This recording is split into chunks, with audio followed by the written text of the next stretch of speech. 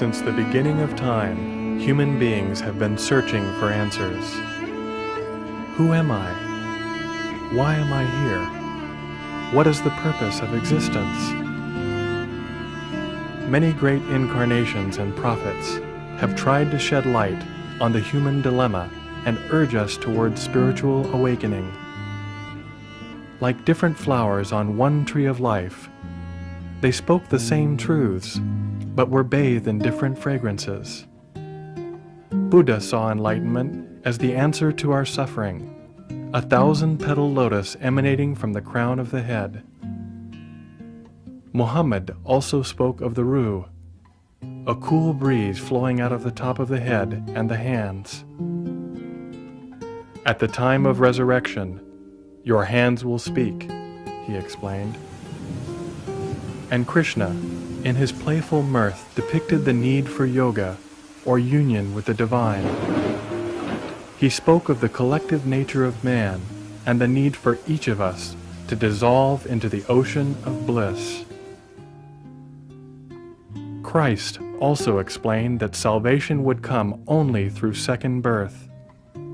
Forgiveness and compassion would clear the path towards this awakening, which would be felt as tongues of cool flames crowning the head in a divine halo.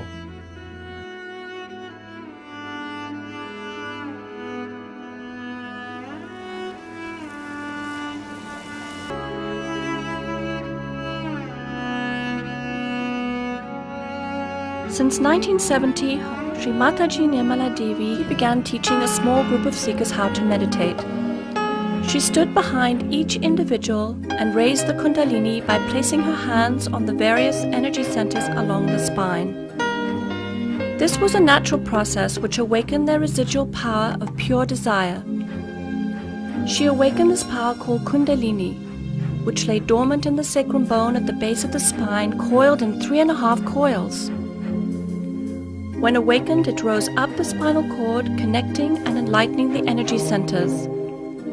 As it pierced the fontanelle bone area at the top of the head, they were connected with the divine. Although she was working with only a handful of people, she was searching for a universal method which would allow her to give this experience to large groups of people. She soon developed a technique for en masse self-realization. Taking into account all the different combinations and permutations of the human personality, the method was startlingly simple. The seeker would express his or her desire by holding the left hand towards Sri Mataji. Verbal affirmations helped the mothering energy to rise, and the experience could be verified by feeling the Kundalini in the hands and above the head. As more and more people expressed their desire to have this awakening, she began an en masse self-realization movement. Since 1970, she has given enlightenment en masse in over 65 countries around the world, from Russia to Australia. In 1995, at a program held in Bombay, Sri Mataji raised the Kundalinis of over 100,000 people at the same time. People overflowed from the hall and sat in the streets. Unable to hear the lecture, they simply held out their hands and felt the joy. When I came to Sri Mataji, I was the child of my generation. And then, with this sort of very permissive lifestyle that we had, our generation, then when you come to someone like Sri Mataji, who is purity herself, and all your chakras are basically in jeopardy, all your chakras are more or less broken.